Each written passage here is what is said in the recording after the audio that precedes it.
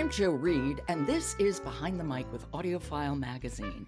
Alan Minskoff is with me. We're talking audiobooks. Quelle surprise. Hey, how are you, I'm Alan? good. And the next 2 days, we are going to get very different looks at ecology and the environment from two very different perspectives. Okay, where are we starting?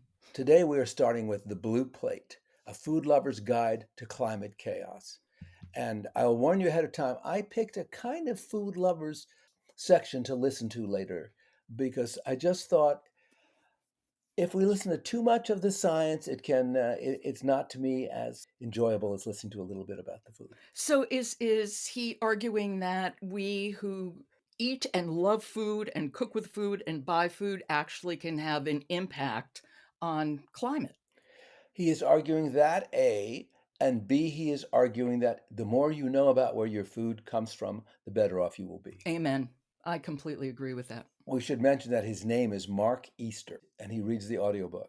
And I'm just going to get this out of my system. I'm going to read kind of a quote from the review that Easter reads with a very calm voice, making his performance a little soft edge for a serious ecological subject.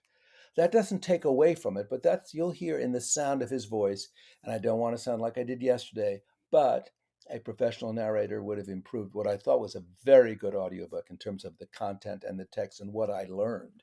And he has some fun things to do. I did not know, for example, that the methane from cows comes not from their rear end, but from belching.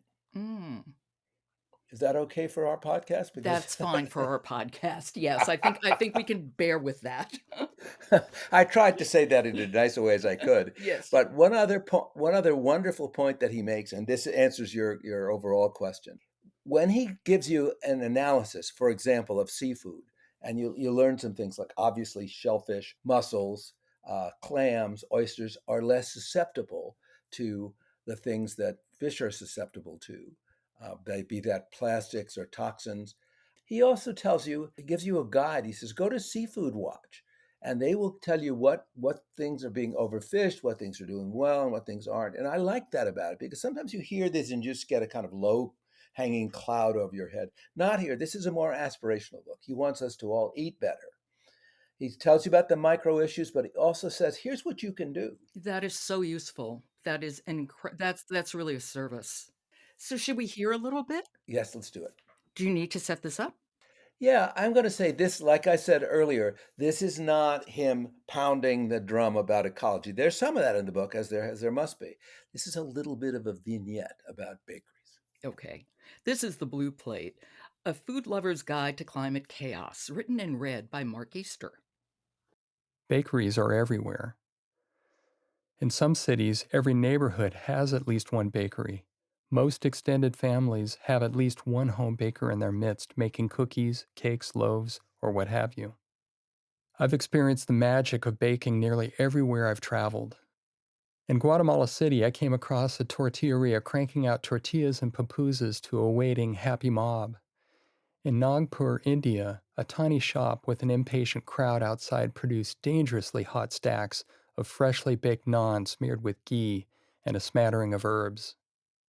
In Frankfurt, I once stood under an umbrella outside a bakery during a freezing downpour, the tangy perfume of baking rye somehow cutting through the weather and holding me and 24 others in place as the line crept forward. He kind of does narrate a little bit like a sleepwalker. I enjoy this job. Yeah, yeah. I love recommending audiobooks, but we want to give them the full canvas. Yeah. So how does this part fit into his larger argument? He is a kind of intention writer in attention. The intention is between this larger scale stuff that he talks about, but also gardening and also going to places. And I really appreciate that he did a lot of. I like reporters, and be they academics or not, that go and get on the scene. And so that's how it works, is that he's also going to give you some experiential things about food, because after all, he does subtitle the book A Food Lover's Guide to Climate Chaos. So he gives you a little of his world travel, and he gives you a lot of what you can do, and even more of here's how the situation evolved. Okay. That is The Blue Plate, A Food Lover's Guide to Climate Chaos. It's written and read by Mark Easter. Okay, thank you so much. And I will talk to you tomorrow, Alan. And thank you, and I look forward to it. Support for Behind the Mic comes from Dreamscape, an award winning audiobook publisher with a catalog that includes authors LJ Shen, Frida McFadden, and Annie Ernaux.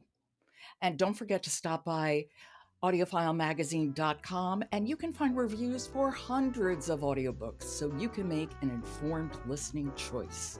I'm Jo Reed. I'll talk to you tomorrow.